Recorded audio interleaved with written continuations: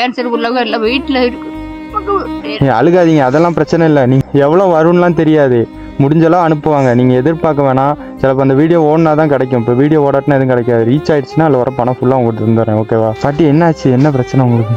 Cancer ஆரம்பிச்சு 2011 operation பண்ணி எடுத்துட்டு பின்ன ட்ரீட்மெண்ட் எல்லாம் ரேடியேஷன் எல்லாம் செஞ்சுட்டு பின்ன மாதம் எல்லாம் போகணும்.